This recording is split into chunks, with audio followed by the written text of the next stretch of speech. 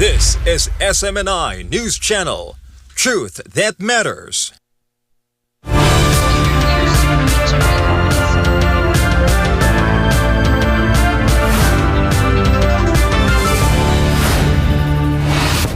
In the headlines, Mexico is in crisis as torrential rains and floods leave dozens dead and missing across 5 states. Authorities scramble to deliver aid amid a growing humanitarian emergency. In India, a toxic cough syrup claims the lives of 23 newborns, sending panic through hospitals and prompting a national health alert. In the Caribbean, a U.S. airstrike off the Venezuelan coast kills 6, fueling tensions and questions over Washington's operations in Latin America. Missile diplomacy intensifies as Trump confirms Ukraine's Zelensky will request Tomahawk cruise missiles in the next meeting.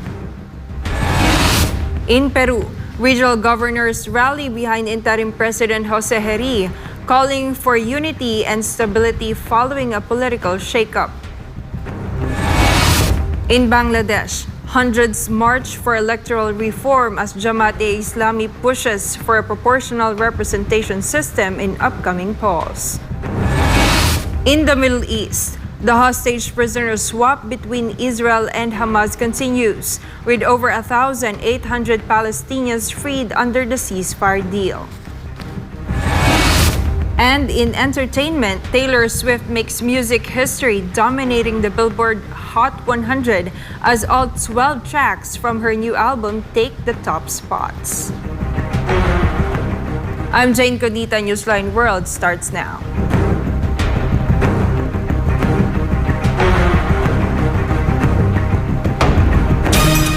Heavy rains and massive flooding across 5 Mexican states have left at least 64 people dead and 65 others missing. According to the country's civil protection, authorities have launched a large-scale relief operation as Veracruz faces a growing humanitarian crisis. This report. Poza Rica in the state of Veracruz is one of the hardest hit areas after the Cazones River overflowed. Footage from Monday shows flooded roads, destroyed homes, and widespread damage. Local authorities urge residents in risk zones to evacuate and seek shelter in designated centers. Cuando nosotros nos dijeron que nos saliéramos, pues uno nunca cree uno nada. Pero al final de cuentas, cuando sonó el silbato, es porque ya el agua ya la teníamos enfrente de la casa. ¿Qué hicimos? Salirnos con lo que teníamos. Todo se nos perdió. Colchones, estufas, refrigeradores. No tenemos nada.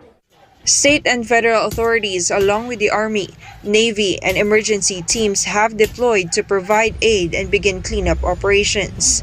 Mexican President Claudia Sheinbaum visited Poza Rica on Sunday, accompanied by Veracruz Governor Rocionale and senior military officials. Sheinbaum inspected sanitation works and met with families who lost their homes. She announced that cleanup and recovery efforts would be intensified with support from national defense and naval forces. The National Civil Protection Coordination reported fatalities in Hidalgo, Puebla, Querétaro, and Veracruz, with dozens still missing. Support operations are expected to continue in the coming days. The federal government is urging residents in flood-prone areas to remain alert as heavy rains are forecast to continue this week. President Ferdinand Marcos Jr. proudly stated that the completion of the Union Water Impounding Dam in Cagayan is clear proof of the government's ability to build a reliable and effective flood control infrastructure. The president also emphasized that the government's true capability in implementing projects is revealed when every centavo of public funds is properly utilized. This report from Cresilin Catarong.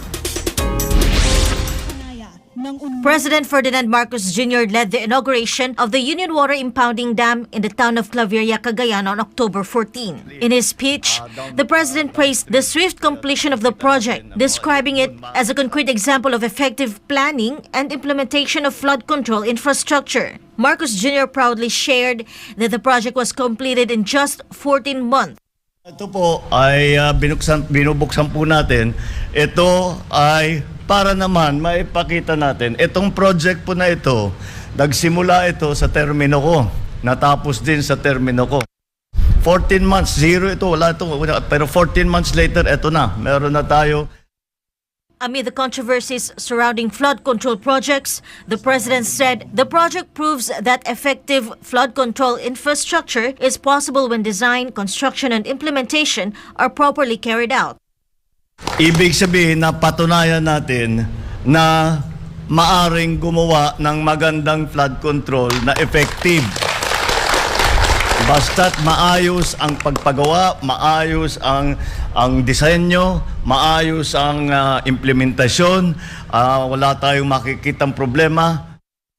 Aside from providing flood protection, the Union Dam also supplies year-round irrigation to support the harvest of local farmers. The Union Dam is a joint initiative of the Department of Public Works and Highways and the National Irrigation Administration and forms part of a broader convergence strategy aimed at addressing issues in flood control, irrigation, and rural development. President Marcos also highlighted the dam's potential to become a tourist destination, noting that locals have already begun visiting the area for recreational activities.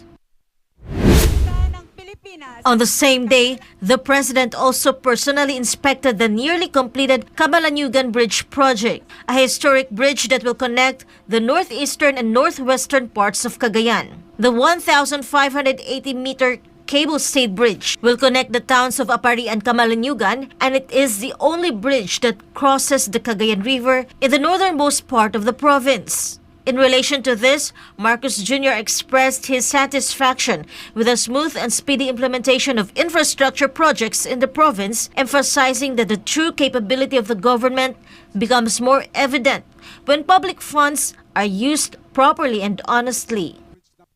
Kaya nakakatuwa na makita natin na kung ano ang tunay na kakayahan ng pamahalaan kung talagang lahat ng tiyakin na ang bawat sentimo ay mapunta sa tama.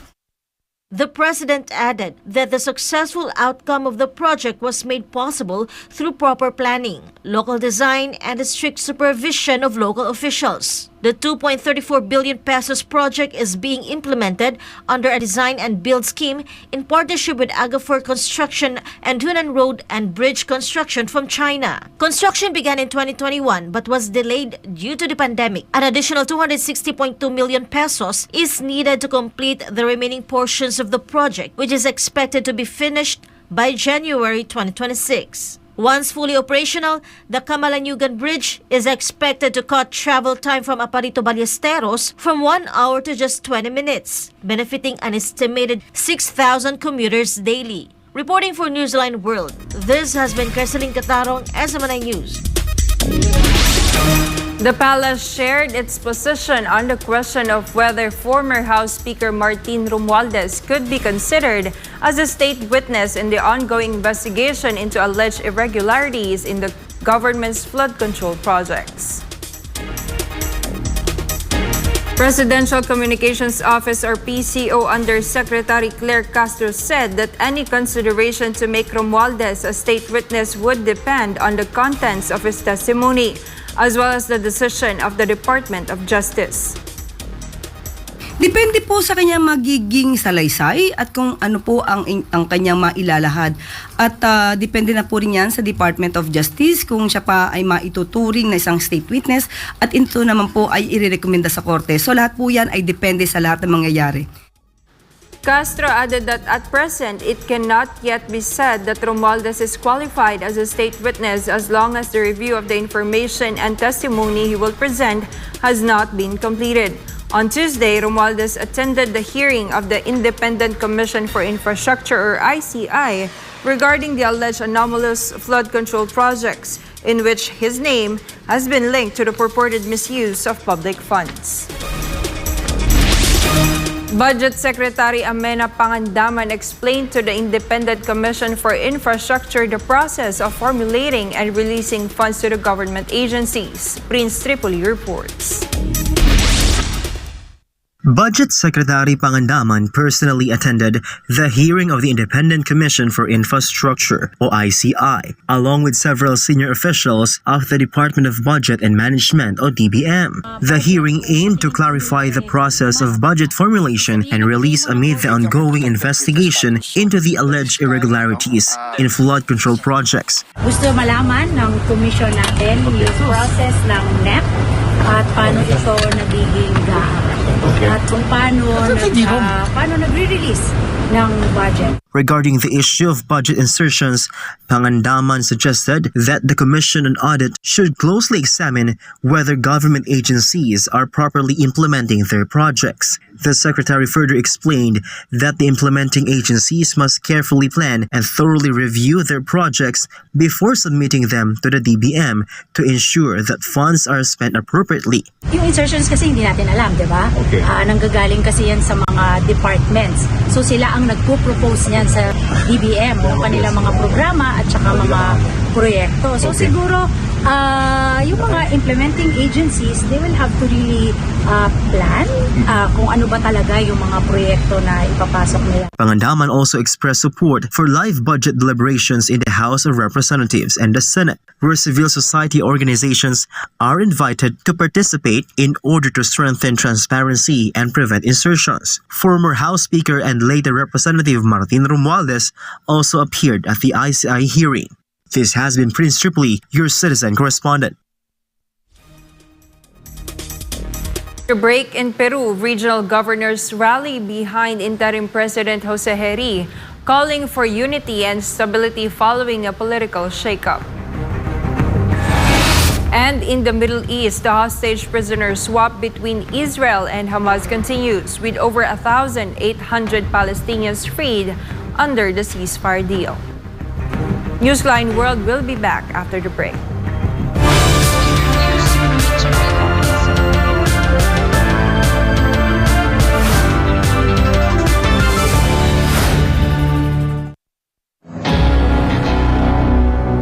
Maging alerto at handa tuwing may bagyo. Upang manatiling ligtas, narito ang ilang mahahalagang paalala. Manatili sa loob ng bahay. Iwasan ang paglabas, lalo na kung malakas ang ulan at hangin. Mag-imbak ng pagkain at malinis na tubig. Maghanda ng emergency kit. Manatiling updated sa lagay ng panahon. Maghanda ng mga flashlight at extra baterya. Panatilihing fully charged ang iyong cellphone. I-secure ang mahahalagang dokumento sa waterproof na lalagyan. Patayin ang kuryente, gas at tubig kung may banta ng pagbaha. Alamin ang iyong local emergency hotlines. Putulin o tapyasan ang mga sanga ng puno na maaaring mabuwal sa malakas na ulan at hangin. Lumikas agad kung inabisuhan ng mga otoridad. Maging ligtas at maging handa sa panahon ng kalamidad. Ang paalalang ito ay hatid sa inyo ng SMNI.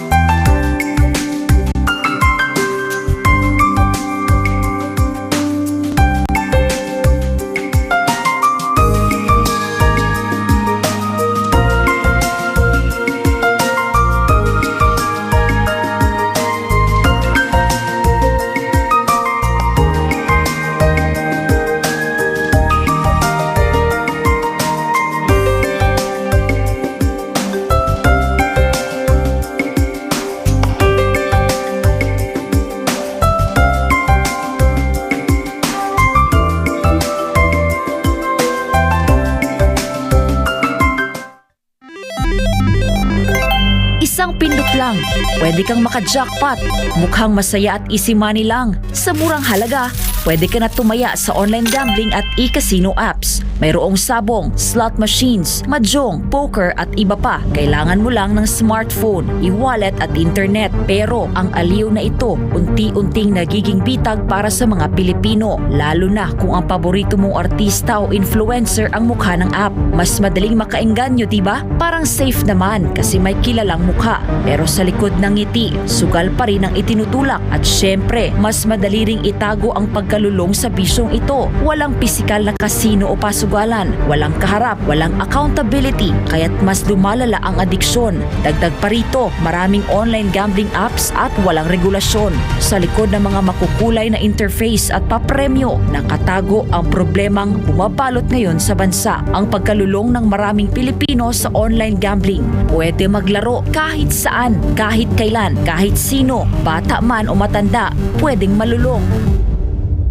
Ayon sa mga eksperto, ang pagkakalulong sa online gambling ay nagdudulot ng matinding stress at anxiety, pagkakabaon sa utang, pagkawasak ng pamilya, pagkawala ng tiwala sa sarili. At tulad ng ibang bisyo, may mga senyales ito tulad ng hindi makapagpigil kahit walang pera, palihim na tumataya, pagpapabaya sa trabaho, pamilya o sarili. Sa bawat taya, may mga taong tunay na kumikita, mga malalaking negosyante at investors na negosyo ang bisyo ng masa. Para sa kanila, perang pumapasok lang ito. Pero para sa ordinaryong Pilipino, kabuhayan at relasyon ang nauubos. At ang masakit, tila matagal itong nahayaan. Hindi ito naging prioridad ng mga nakaupo sa taas hanggang sa sobrang lumala at halos naapektuhan na ang buong komunidad. Ngayon, sa dami ng nalulung at sa laki ng pinsalang naidulot, sa kapalalong umugong ang mga panukalang batas para higpitan ng online gambling, gaya ng pagbabawal sa paggamit ng e-wallets para tumaya,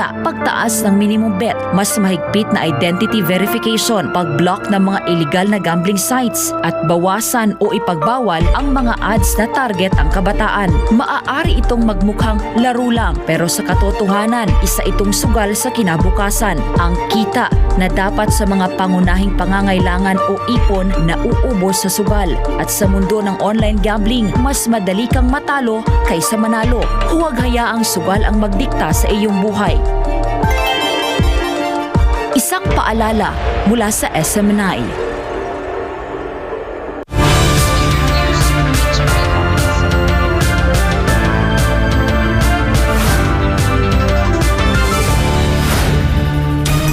Regional governors of Peru expressed their support for interim President Jose Jeri during a meeting at the government palace in Lima, calling for unity and careful selection of new cabinet members following the resignation of Dina Boluarte's ministers. More on this from Sara Santos.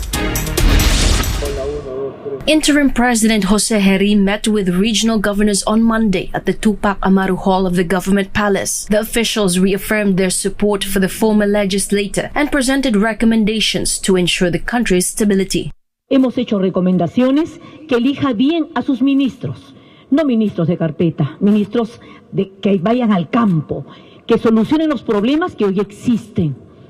Queremos que este gobierno salga adelante, porque el triunfo de este gobierno de transición es el desarrollo de nuestros pueblos.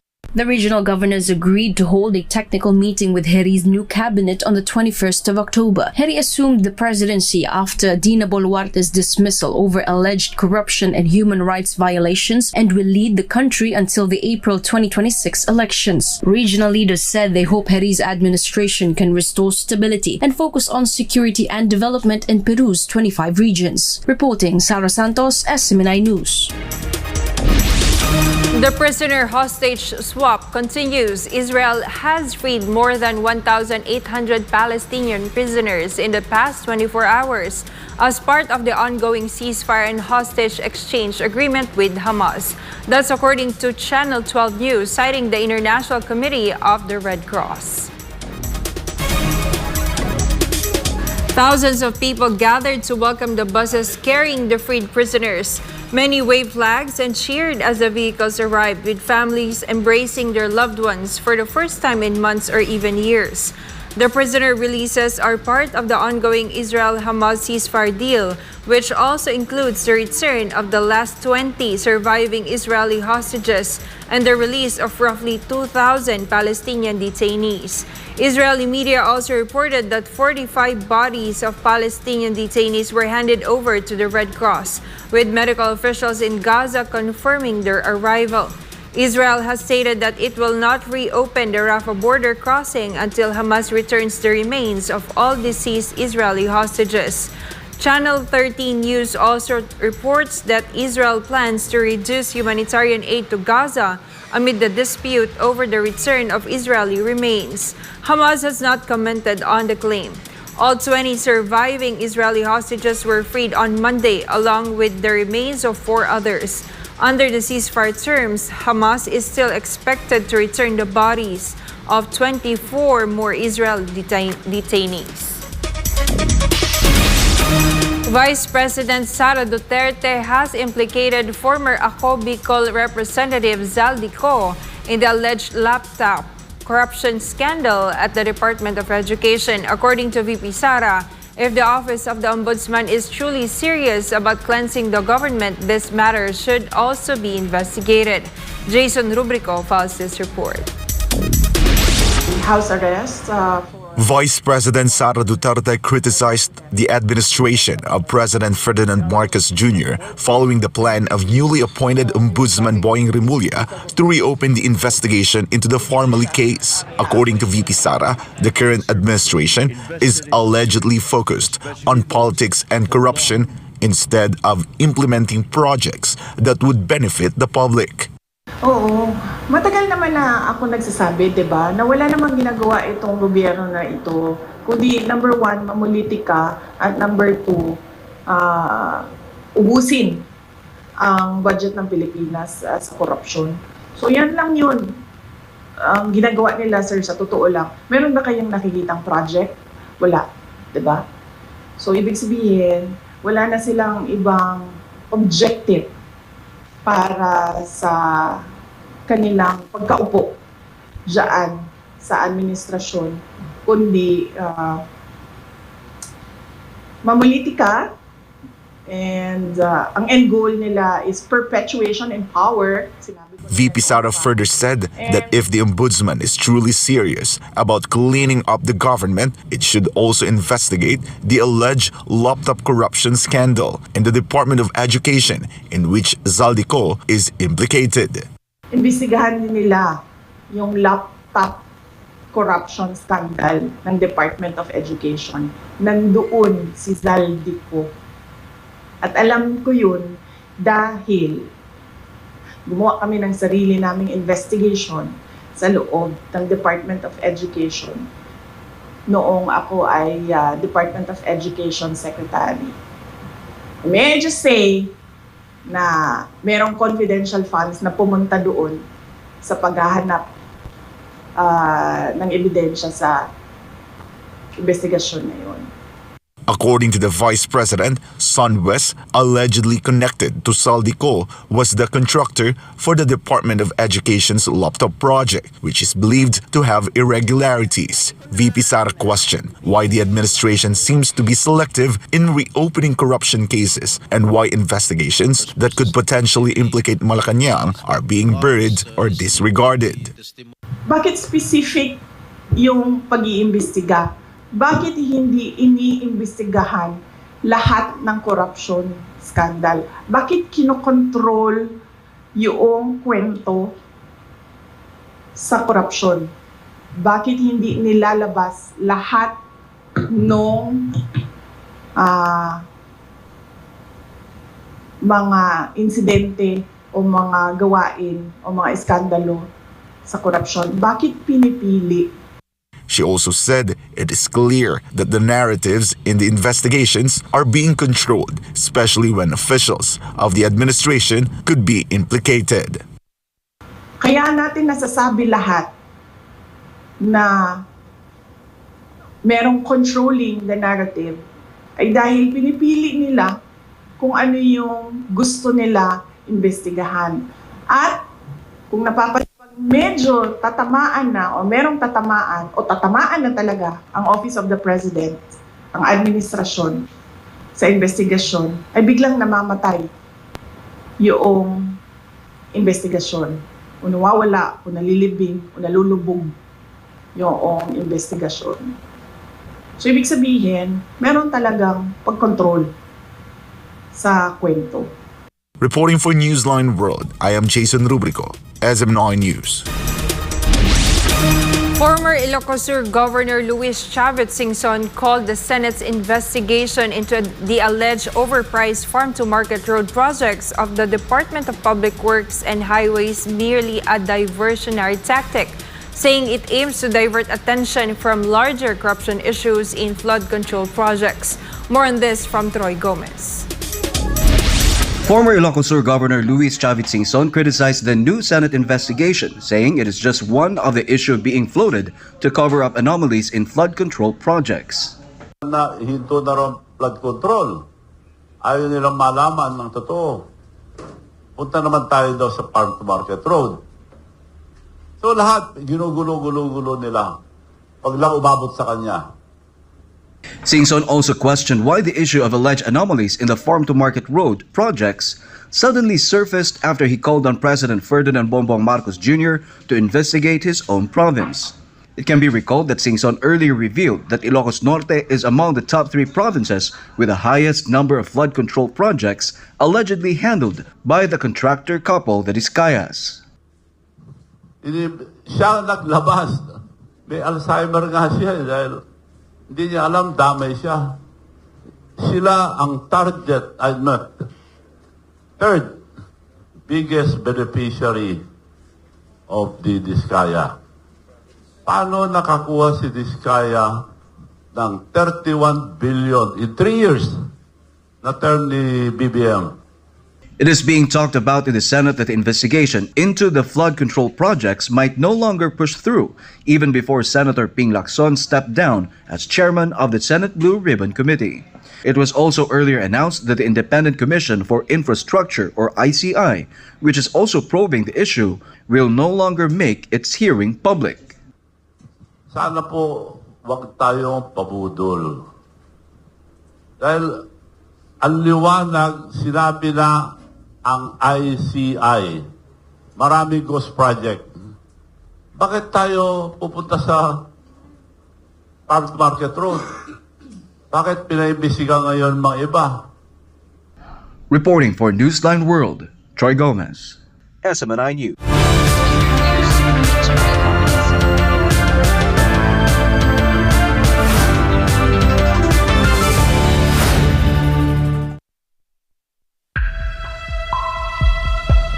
Sa kabila ng mga mas modernong kaalaman at teknolohiya, nananatiling matindi ang banta ng HIV sa Pilipinas.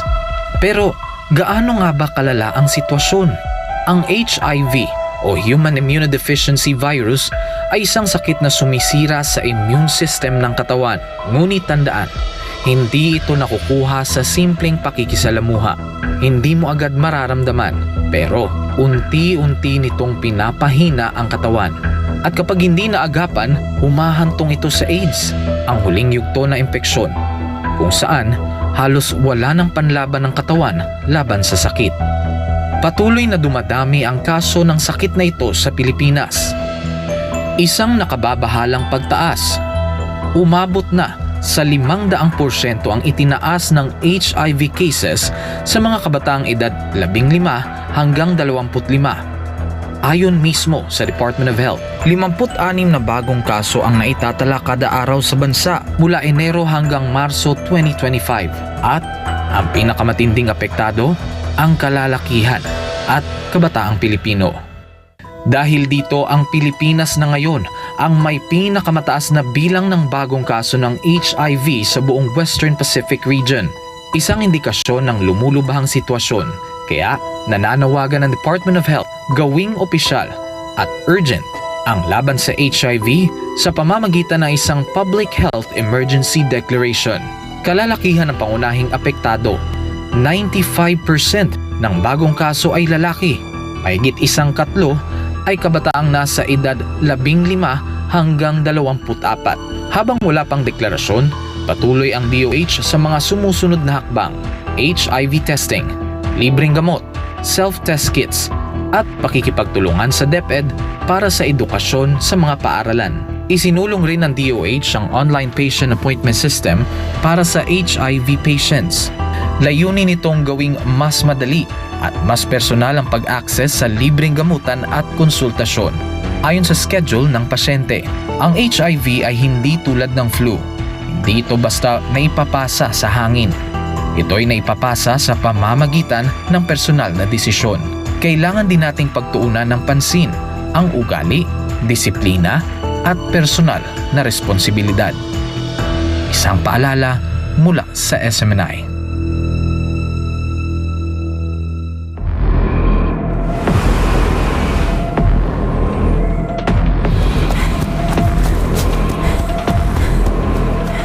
Hoy, magnanakaw! Tingin! Pulis ka! Hala, magnanakaw! Magnanakaw! Magnanakaw! Uy, magnanakaw! Magnanakaw! Magnanakaw! Ano kayang gagawin ko? Ipamimigay ko yung konti para tumigil sila sa pag-iingay. Pare, magnanakaw, namimigay ng pera. Eto ang sayo. Wow! Ang bait ng magnanakaw! Eto naman sayo. Kuya, yung share eto ko! Huwag Sana ka nang maingay. Eto pa. Tama na yan. Nakikipalato lang kayo eh. Huwag nang maingay.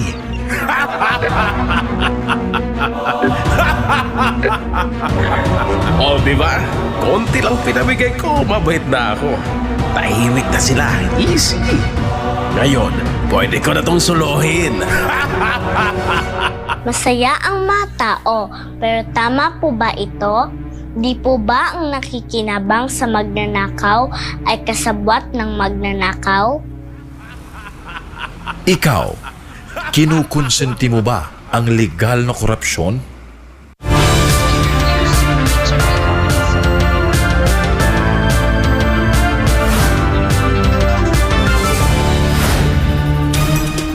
A health emergency has gripped Madhya Pradesh after contaminated cough syrup was linked to the deaths of at least 23 newborns.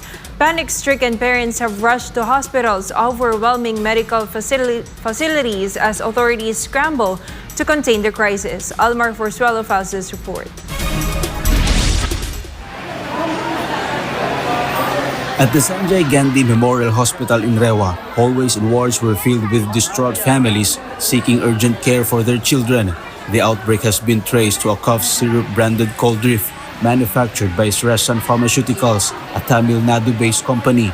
Lab results confirmed the syrup was tainted with diethylene glycol, or DEG, a toxic industrial solvent used in antifreeze, with concentrations nearly 500 times higher than the permissible limit. Authorities have since revoked the manufacturer's license, banned the sale of the product, and arrested the company owner. Other states followed suit, prohibiting not just Cold Drift, but also other cough syrups for children under 2 years old. The World Health Organization identified the affected products as Cold Drift from Sresan Pharmaceuticals, Respi Fresh TR from Rednex Pharmaceuticals, and Relife from Shape Pharma. Hospital officials in Rewa have meanwhile urged the public to avoid the use of any unverified cough medications for children. देखिए, जहां तक cough syrup की बात है तो हमारे यहाँ पहले से ही 2 साल के बच्चे को तो बिल्कुल भी हमारे पीडियाट्रिक्स के विशेषज्ञ प्रिस्क्राइब नहीं करते हैं, और रही बात 5 साल के नीचे अत्यंत आवश्यक होने पर भी ही लिखा जाता है, वो भी मॉनिटरिंग के साथ। जो एडमिटेड बच्चे वो भी बहुत शॉर्ट कोर्स देते हैं, वो अगर जरूरत हो बहुत ज्यादा। Mishra also emphasized that the hospital has strict procedures in place to ensure medicine safety. मैं आपको बता दूं कि ऐसी कोई सिरप जिसमें डाइथिलीन ग्लाइकॉल हो, जो कि टॉक्सिक सब्सटेंस पाया गया था तय मात्रा से ज्यादा, ऐसी हमारे हम बराबर सैंपलिंग करवाते हैं। जो कारपोरेशन दवाई हमारे पास आती है, हम बराबर सैंपलिंग करवाते हैं, हम बराबर सजग हैं, और हम बराबर एडवाइजरी का गाइडलाइन का जो हमारे इंडियन एसोसिएशन ऑफ पीडियाट्रिक्स ने जारी की है, उसी गाइडलाइन का हमारे विशेषज्ञ डॉक्टर लगातार उसका पालन करते आ रहे हैं। However, a fear spreads among parents Many complain of being turned away from hospitals amid heightened caution. जैसे अपने मैं भांजी को दिखाने आया था तो मैं हॉस्पिटल में दिखाने आया था तो उन्होंने साफ मना कर दिया। जैसे अभी छिंदवाड़ा वाले में घटनाएं हुई, बच्चों की मौत हुई है, तो यहाँ के डॉक्टर दीक्षा राव सर ने बोला कि यहाँ आपकी इस तरह व्यवस्था नहीं हो पाएगी, आप आयुर्वेद के रूप में आप पालन करिए, आयुर्वेद की चीजों को फॉलो करिए, तो आपको जल्दी आराम रिलीफ मिलेगा। और यहाँ कोई कफ और सिरप उपलब्ध नहीं है, क्योंकि जिस तरह बच्चों की मौत हुई है, इससे ज्यादा सतर्कता हर हॉस्पिटलों में आ गई है, गवर्नमेंट हॉस्पिटलों में और प्राइवेटों में भी, तो इसमें इन्हें डायरेक्ट मना कर दिया है। As investigations deepen, grieving families are demanding justice and tighter oversight to ensure no child's life is ever again lost to toxic medicine. Reporting for Newsline World, Almar Forswalo, SMNA News. Washington's war on drug trafficking has taken a new turn, and it's putting U.S. relations with Latin America on edge. A recent airstrike in Caribbean waters is raising questions about legality, accountability, and regional stability. Let's hear more on this from E. Buenafe. Tensions have once again flared between the United States and Venezuela after the U.S. military attacked a vessel off the coast of Venezuela, leaving 6 people dead. According to U.S. President Donald Trump, the United States carried out an airstrike on a small boat in waters near Venezuela on Tuesday. In a post on Truth Social, Trump said the vessel allegedly belonged to narco-terrorists involved in drug smuggling. This marks the 5th strike by the Trump administration since September against the boats accused of drug trafficking in international waters. A total of 27 people have been reported killed in previous operations. The U.S. has yet to release any evidence or identification of those killed aboard the vessel, raising concern among some lawyers and neighboring countries. Venezuela and Colombia have condemned the attacks, calling them a violation of international law and of the region's sovereignty. Trump said intelligence confirmed that the vessel was linked to a drug trafficking networks. He also posted a video showing a missile strike destroying the target boat. It remains unclear what the nationalities of the people on board were or which drug organizations they were allegedly affiliated with. According to a leaked memo released in the U.S. Congress, the Trump administration has declared that the United States is engaged in a so-called non-international armed conflict with drug cartels, allowing the government to use broader wartime powers. At the same time, the U.S. has deployed several warships to the Caribbean Sea amid rising tensions in the region. As the situation in the Caribbean remains heated, many fear this could escalate into a wider military confrontation between the United States and Latin American nations. Eve Buenafe, your citizen correspondent reporting for Newsline World. Madagascar is under a military takeover after the parliament vote overwhelmingly to impeach President Andry Rajoelina. This comes amid weeks of Gen Z-led protests demanding his resignation. Carla Beliana reports. Inside Madagascar's National Assembly, lawmakers cast their votes one by one. Moments later, the verdict was clear. The president is out, with 131 voting yes to Rajoelina's impeachment and 1 blank vote. The near-unanimous vote set off cheers in parliament. Moments later, Colonel Michael Randria Nerina, commander of Madagascar's elite military unit, appeared on national television, announcing that the armed forces were taking control. He declared the country's 2010 constitution suspended, replacing it with a transitional authority, expected to rule for up to 2 years before new elections. Earlier, Rajoelina condemned the developments as an attempted coup and urged citizens to remain calm in a televised address. Reports say he was later flown out of the country aboard a French military aircraft to be transferred to what was called a safe place. His whereabouts are still unknown. Weeks of youth-led protest over corruption, joblessness, and soaring living costs have rocked the island nation, leaving at least 22 people dead and more than 100 injured, according to UN estimates. But Rajoelina disputed those figures, saying only 12 have been killed, describing them as looters and vandals. Rajoelina first rose to power in 2009 after protest ousted his predecessor, Mark Ravalomanana. He returned to office through elections in 2018 and again in 2023, votes largely boycotted by the opposition. For God and my beloved Philippines, Carla Abellana, SMNI News. President Ferdinand Marcos Jr. formally received the new ambassadors of Belgium and the United Kingdom at Malacanang Palace on Tuesday. In separate ceremonies, Resident Ambassador of Belgium Vladislava Yordanova and Resident Ambassador of the United Kingdom Sarah Holton presented their credentials to the President. President Marcos expressed optimism about continuing to strengthen the Philippines' bilateral ties with Belgium, highlighting the long history of warm relations between the two nations. Regarding the UK, President Marcos praised the strong and enduring partnership shared by the two countries, noting that their relationship has grown more robust over time. Ambassador Yordanova expressed enthusiasm to strengthen ties, while Ambassador Holton offered condolences and renewed UK support for disaster relief. Both the Philippines, Belgium, and Philippines-United Kingdom diplomatic relations were established on the same date, July 4, 1946. The residents of Barangay Calanan, Tabogon, Cebu were overwhelmed with gratitude after receiving aid from SMNI Foundation Incorporated. In the midst of loss and suffering caused by the powerful earthquake, hope arrived at their doorsteps. Here's the report from Panco Baranda.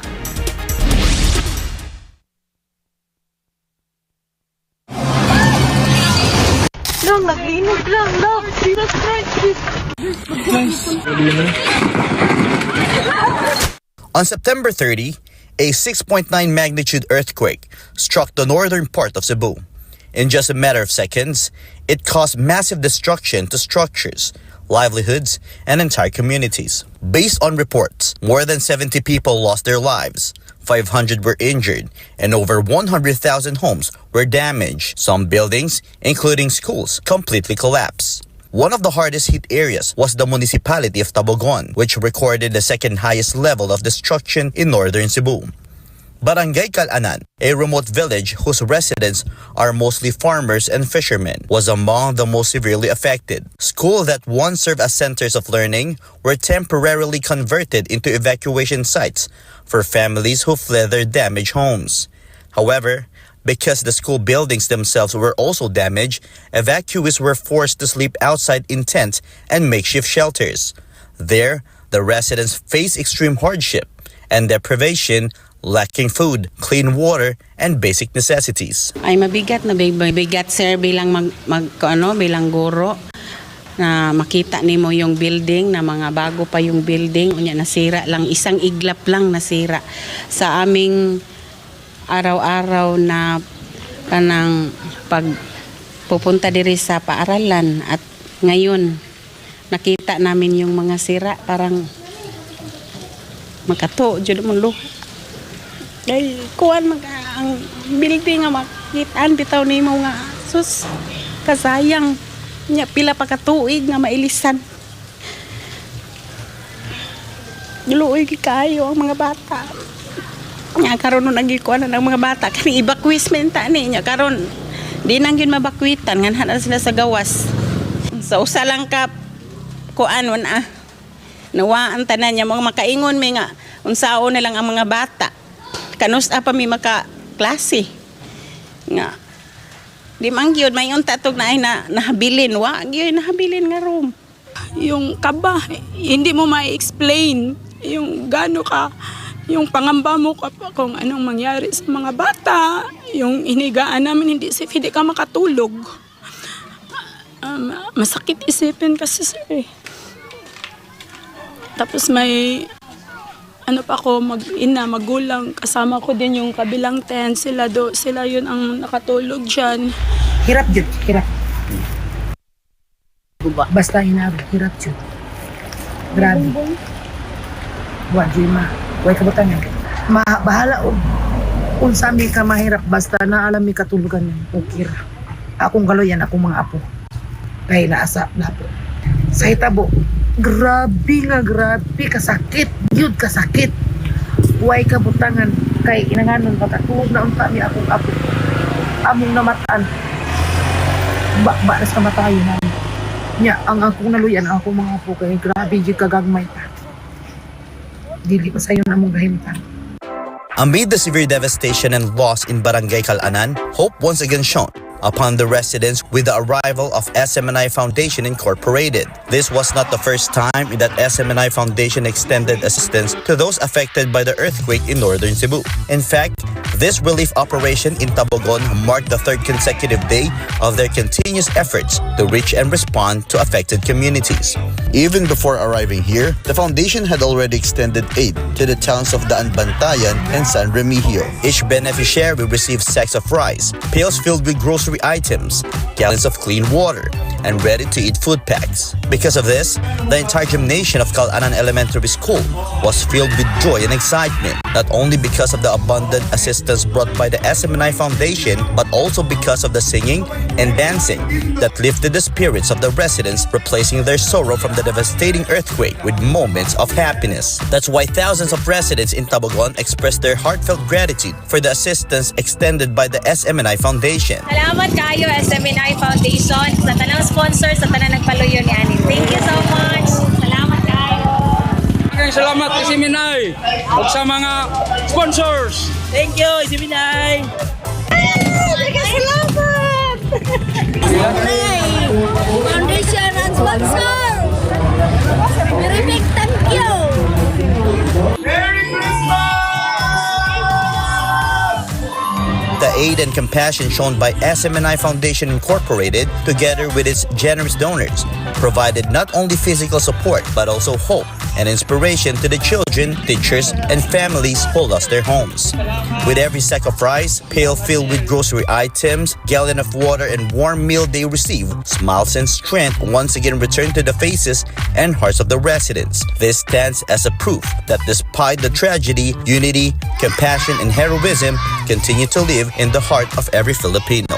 For God and my beloved country, the Philippines, Franco Baranda, SMNI News. Following the magnitude 6.9 earthquake in Cebu, the SMNI Foundation Incorporated will also be heading to Mindanao to aid the victims of the magnitude 7.4 earthquake that shook Davao Oriental on the 11th of October 2025. If you would like to support the foundation's ongoing mission, you may send your donations via GCash to 0995-284-9117 and 0917-714-1820. Up next, when we come back, missile diplomacy intensifies as Trump confirms Ukraine's Zelensky will request Tomahawk cruise missiles in their next meeting. And in Bangladesh, hundreds march for electoral reform as Jamaat-e-Islami pushes for a proportional representation system in upcoming polls. Don't go away, Newsline World will be back.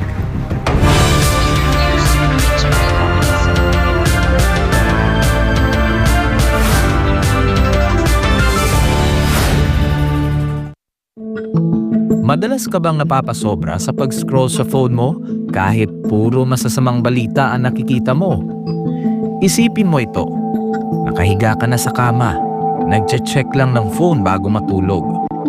Tapos, hindi mo na malayan, ilang oras ka na palang nagbabasa at nanonood ng mga balita tungkol sa digmaan, sakuna, politika, at lahat ng masasamang nangyayari sa mundo.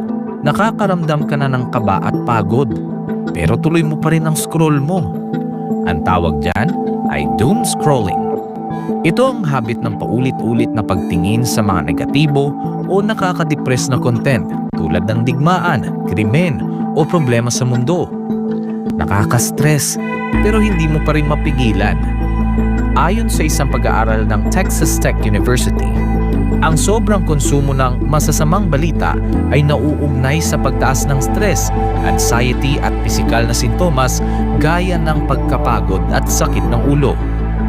Ayon naman sa Harvard Health, ang doom scrolling ay nagpapataas ng fight or flight hormones tulad ng cortisol at adrenaline na nakakapagpabigat ng isip at katawan. Nakakaapekto ito sa iyong mood, tulog at maging sa mental at physical health mo. At kapag naman puro memes at random na content ang pinapanood mo ng sunod-sunod hanggang sa mawalan ka na ng gana na mag-isip at gumawa ng iba pang gawain, ang tawag naman dyan ay brain rot. Sa Gen Z at tinatawag na internet culture, ang brain rot ay overconsumption o sobrang tagal na panonood ng paulit-ulit, mababaw, magulo o walang saysay na content online hanggang sa parang manhid na ang utak mo. Kapag nasobrahan, syempre, nakakasama. Nawawalan ka na ng focus, nawawala ang motivation, hirap mag-isip ng malalim, parang lutang o foggy ang utak. Masaya sa simula, pero kapag sobra, napapagod ang isip mo. Nahihirapang mag-concentrate at parang lutang. Mas delikado pa ito sa mga bata dahil ang utak nila ay nasa proseso pa ng pag-develop. Kaya mas malakas ang epekto ng doom scrolling at brain rot sa kanila. Maaaring makaapekto sa pag-aaral, pag-iisip at pakikitungo sa iba. Ang higit sa 4 na oras ng screen time araw-araw sa mga kabataan ay konektado sa 35 to 88% na mas mataas na posibilidad ng depresyon, anxiety at stress. Base ito sa isang malawakang pag-aaral sa Brazil. Kaya, maging balanse. Magpahinga sa screen. Magbasa. Makipagkwentuhan. Magdasal. Maging present lagi. Alagaan ang iyong isipan. Kung anong itinatanim sa isipan mo, yun ang lalago.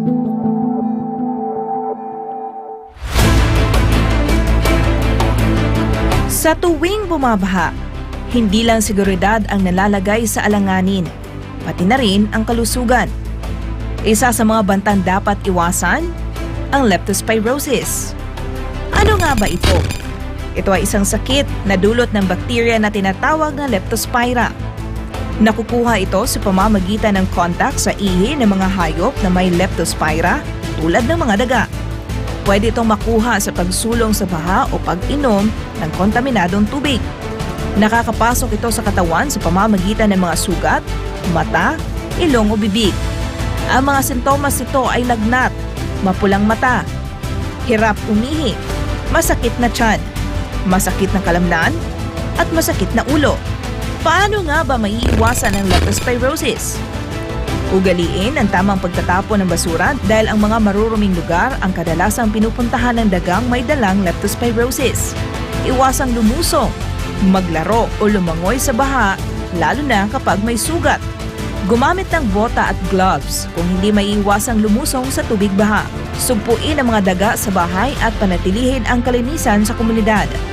Hugasan ng malinis na tubig at sabon ang mga paa matapos lumusong sa baha. Sa kalinisan ng bawat isa, nakasalalay ang kaligtasan ng buong komunidad. Ang paalalang ito ay hatid sa inyo ng SMNI.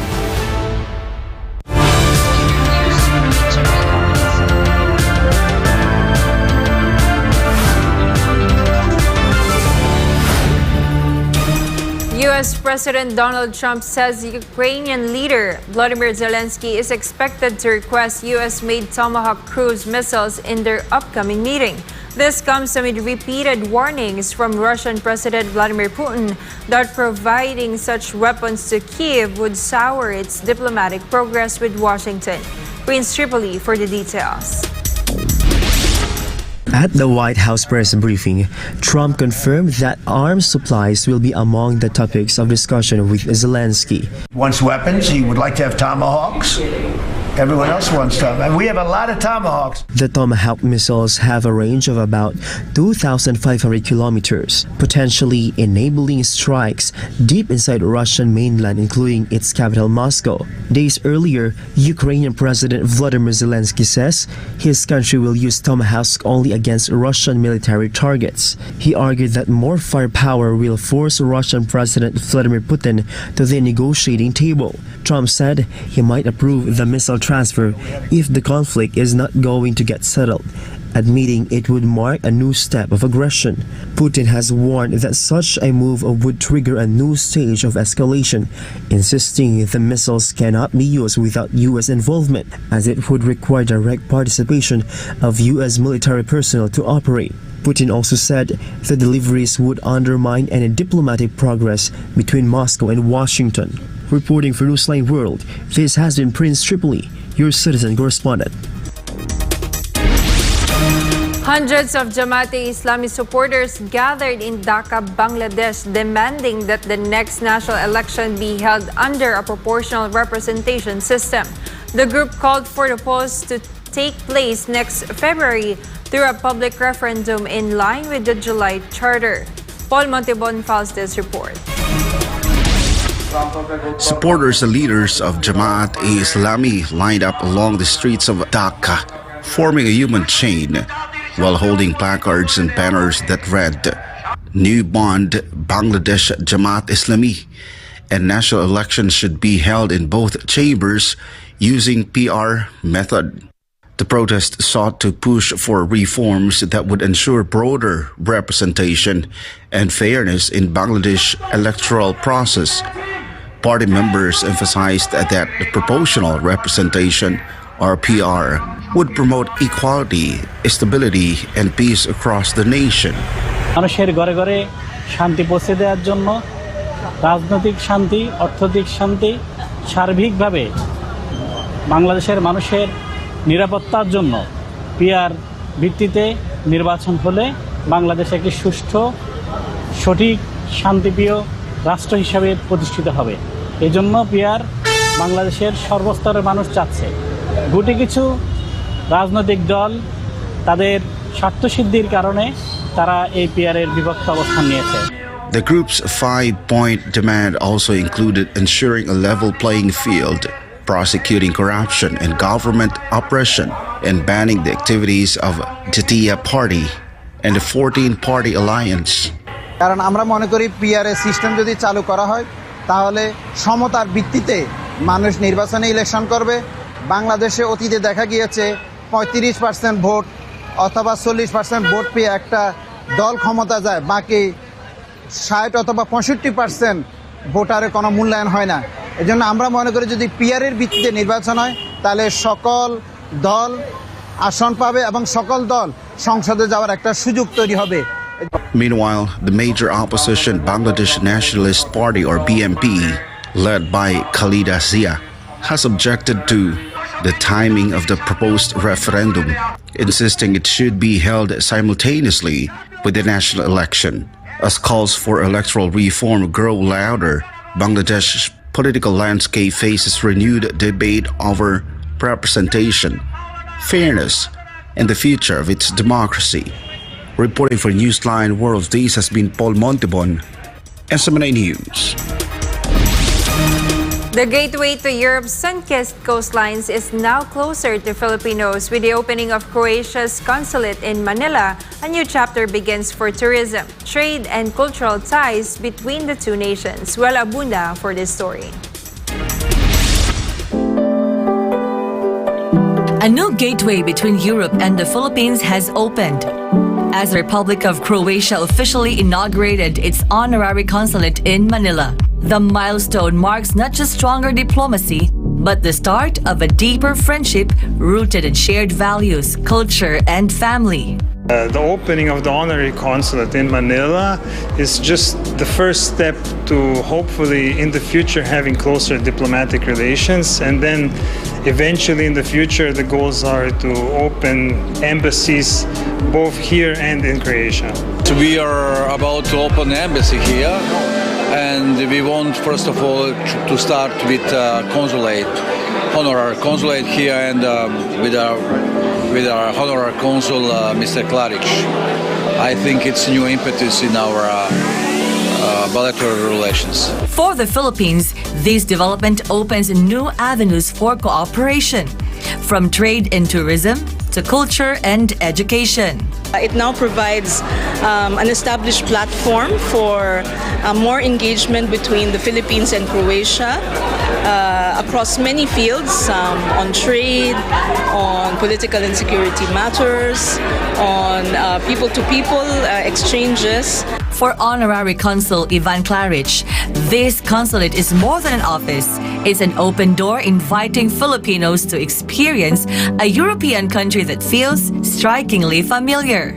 Actually, we are very similar to each other from a culture and a mindset perspective. Both of our countries, we're very much about family. Croatia is almost the Philippines of Europe. In Europe, we are a very, very well-known tourism destination. Mostly during the summer, people from other European countries come to Croatia to enjoy the beaches and the seaside. Croatia, known for its stunning coastlines, centuries-old towns, and welcoming people, is also home to a growing Filipino community. Now, more than 16,000 strong. There is around 16,000 Filipino citizens in Croatia, and I have to say they seem a very good fit in Croatian society, and I think they're very welcomed by the Croatian community. They adapted really well and are really providing a very good, you could say, contribution to the Croatian labor market and economy. Croatian employers, says Croatian Labor Minister Ivan Vidic, have nothing but praise for Filipino workers, not only for their dedication, but also for their remarkable gift of communication. There is really very, very positive feedback on the side of our employers. But one thing I would like to particularly highlight is this talent for languages, which is very specific. I mean, they learn the Croatian language like nobody else. That natural Filipino talent for language and for music shone through Cristel Rene Aceveda, the Filipino-Croatian singer who won Croatia's Got Talent in 2023. Having lived in Croatia for years, she is now fluent in the language, and during the celebration, she performed both national anthems, a powerful symbol of shared pride and friendship. Yung similarities po sa Croatia at saka sa Pilipinas po ay yung faith at saka yung music po.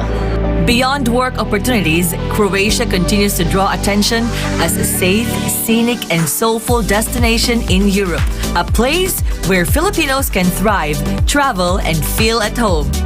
For travelers like Karin Bacani, who has visited Croatia twice, the country is pure storybook magic. Well, basically, Croatia really feels like walking into a storybook or a fantasy epic. So it's like Game of Thrones. If you like the old world feel, I suggest you try and visit Croatia. And even those who've never set foot there, like Camille Mariano, can't wait to see it for themselves. I've never been to Croatia, but it seems like it's a very interesting place. So I'm really excited maybe to see the culture, the people, and everything about it. From crystal clear seas to fortress cities, from music to family, Croatia is proving to be more than just a European destination. It's a kindred home waiting to be discovered by Filipinos. For God and our beloved Philippines, Wela Abunda, SMNI News.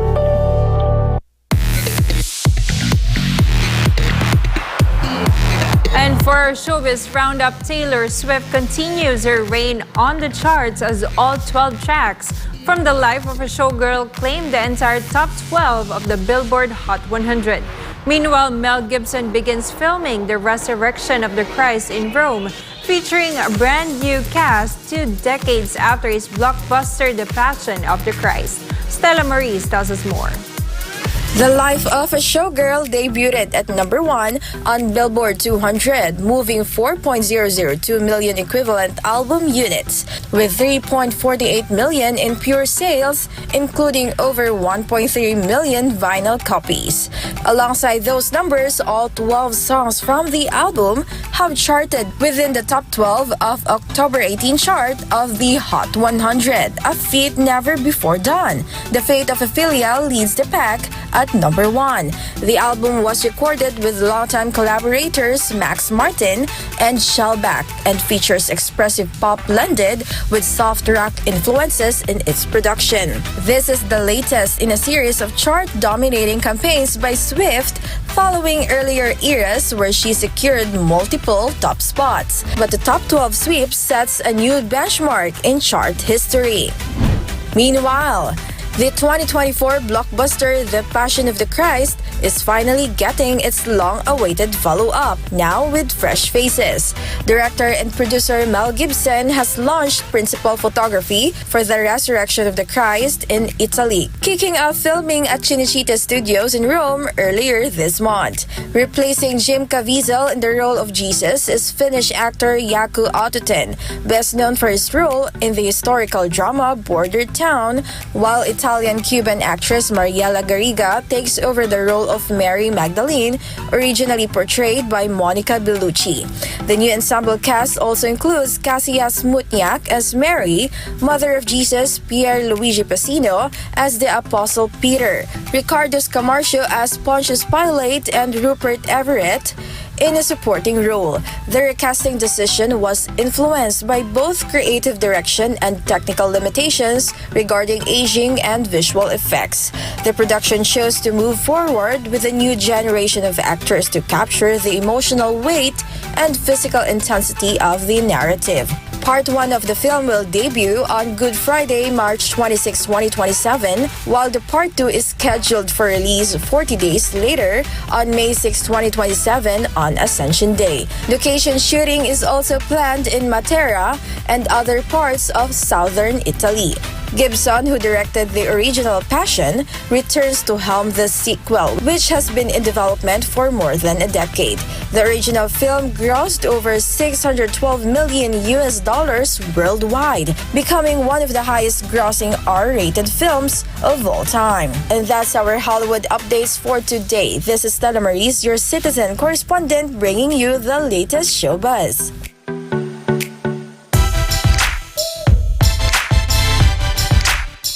For a sports update, Filipino tennis star Alex Ayala crashes out early at the Japan's Women's Open. While in the majors, the Dodgers and Mariners opened their playoff series with big wins. Carlo De La Peña reports. Ayala, ranked world number 54, was dominated by Czech player Teresa Valentova, 1-6, 2-6, in a match that lasted an hour and 27 minutes. Valentova took control early, winning the first 4 games before Ayala managed to get on the scoreboard. The Czech player continued her dominance in the second set, racing to a 3-0 lead and never looking back. Ayala tried to rally late, but Valentova sealed the victory to advance to the next round. This marks Ayala's second straight early exit after falling in the qualifying rounds of the Wuhan Open earlier this month. Despite the setback, the 20-year-old remains focused on regaining form as she continues her WTA campaign in Asia. Meanwhile, Blake Snell delivered a dominant performance as the Los Angeles Dodgers edged the Milwaukee Brewers 2-1 in Game 1 of their Major League Baseball playoff series.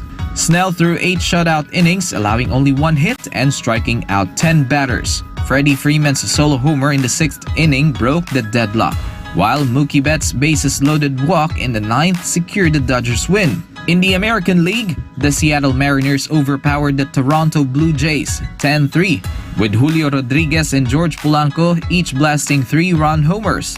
Josh Naylor added a 2-run shot as the Mariners took a commanding 2-0 lead in the AL Championship Series heading into Game 3 in Seattle.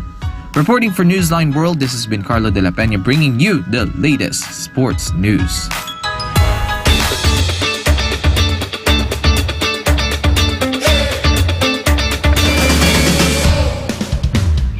Joy and tradition filled the streets of Okinawa as hundreds of thousands joined this year's Naha Tag-o-War Festival, a world-famous event that showcases the island's enduring spirit of cooperation, strength, and cultural pride.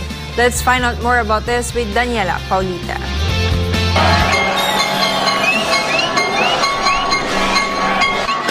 Okinawa streets came alive as more than 300,000 people gathered, for the annual Naha Tag of War Festival, a 500-year-old tradition that continues to pull communities together in a powerful celebration of unity, strength, and peace. The Naha Tag of War, officially recognized by the Guinness World Records as the largest of its kind, once again drew massive crowds this year as locals and tourists joined in the historic contest between Team East and Team West. Before the match began, participants worked hand-in-hand to maneuver the colossal rope, stretching 200 meters long and weighing about 40 tons, into position using a large wooden pole called kanachibo. The energy was electric as chants and cheers echoed through the city's main highway, where some 30,000 participants battled in good spirit for around 30 minutes. Beyond the spectacle, the event holds deep cultural meaning. Rooted in Okinawa's ancient warrior traditions, the tug of war has evolved into a modern symbol of cooperation and peace. It was revived in 1971 to commemorate the post-war rebuilding of Naha City after its devastation during World War II. Today, the Naha Tag of War Festival stands not just as a test of strength, but as a living testament to Okinawa's enduring resilience and its people's unwavering commitment to harmony. Reporting for Newsline World, Daniela Paulita, SMNI News. And before we end, may you be inspired with the words of the sun.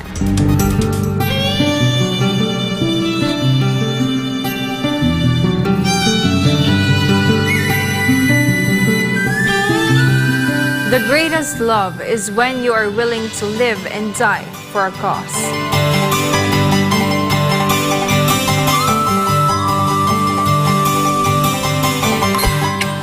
And as we keep track of the countdown, there's only 71 days left before Christmas. And that's all for this edition of Newsline World. For God and my beloved country, the Philippines, I'm Jayne Codnita. Thank you for watching. Goodbye.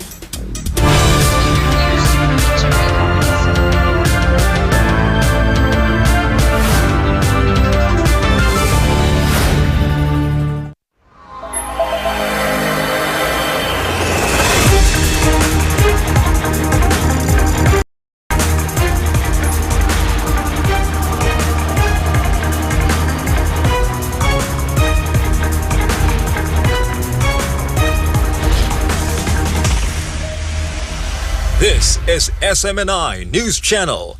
Truth that matters.